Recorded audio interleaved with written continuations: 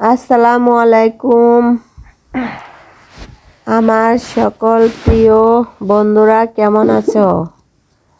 আলহামদুলিল্লাহ ভালো আছো? আমিও আলহামদুলিল্লাহ ভালো আছি।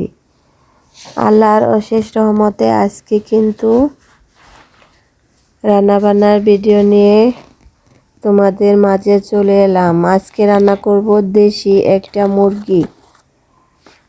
কয়েকদিন শুধু পোলট্রি এবং অন্য কিছু খাওয়া হলো, তাই আজকে চিন্তা ভাবনা করে একটা মুরগি জবাই করে দিলাম।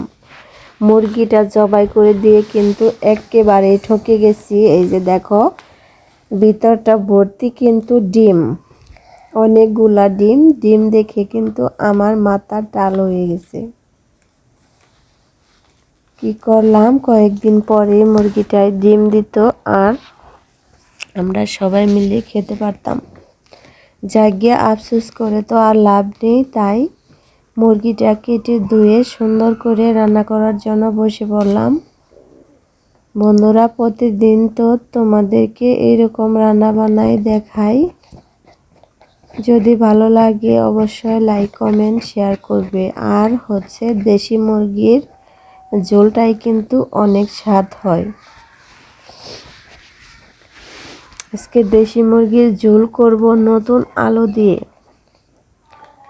এদিকে তোমাদের সাথে গল্প করতেছি, যে জানো যে কয়দিনের মধ্যে ওয়াচ টাইম পূর্ণ এবং 1000 সাবস্ক্রাইব করলে মনিটাইজেশন পাওয়া যায়। আমাকে অবশ্যই কমেন্ট করে একটু বলবে।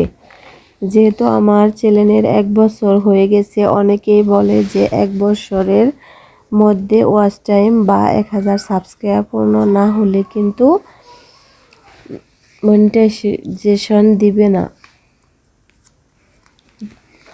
কিভাবে কি হয় আমাকে একটু কমেন্টে বন্ধুরা জানাইও, যারা একটু ভালো বুঝো। এইটাই তোমাদের মাঝে অনুরোধ রইল। ওইদিকে কিন্তু মাংসটা আমি খুব সুন্দর করে কষিয়ে নিয়ে এদিকে আলুটা কেটে রেখে দিয়েছি। নতুন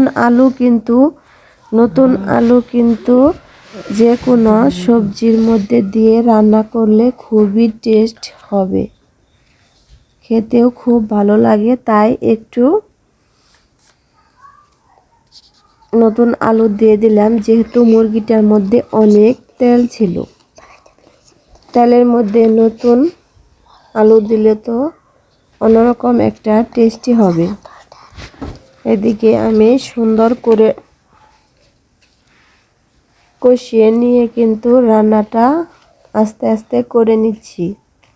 এই যে কষাইতে কষাইতে কিন্তু তেল চলে আসছে। এটা মুরগির গোস্তর ভিতর থেকে তেলটা চলে আসছে। এখন দিয়ে দিব আমি ঝোল দিয়ে কিছুক্ষণ নেড়ে চেড়ে নেব। ওদিকে আমার রান্নাটা